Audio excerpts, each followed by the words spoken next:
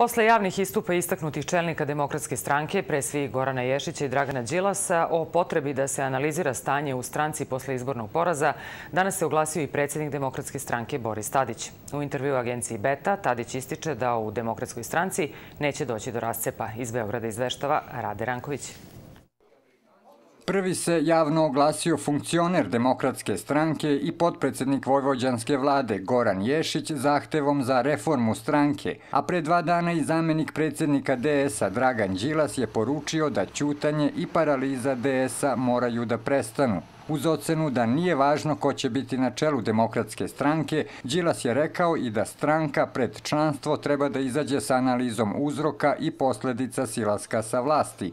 Nemamo stratešku platformu koja predstavlja praktičan plan reorganizacije DS-a kako bismo se za 1-2 dana vratili u igru, rekao je Đilas, a u današnjem intervju agenciji Beta predsjednik Demokratske stranke Boris Tadić je izjavio da se u DS-u analiziraju i utvrđuju odgovornost i krivica za izborni poraz.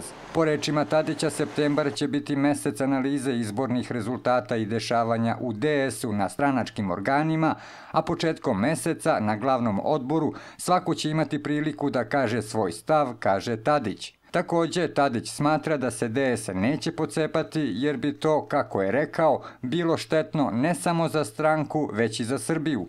Što se tiče izbornog rezultata, svakako je ostavio uticaj na zbivanje u Demokratskoj stranci, jer stranka se sada pregrupiše i priprema za naredne godine u kojima će biti opozicija, i to vrlo snažna, ali i konstruktivna opozicija.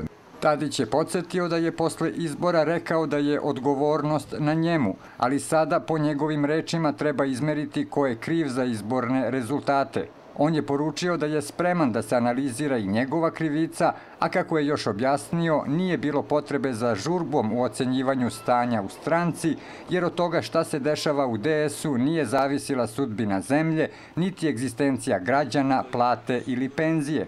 Naravno da u situaciji kada stranka izlazi iz vlasti, kao i svaka stranka na svetu, suočava se sa iskušenjima tipa da li su i funkcioneri spremni u novim okolnostima opozicije da se angažuju do kraja.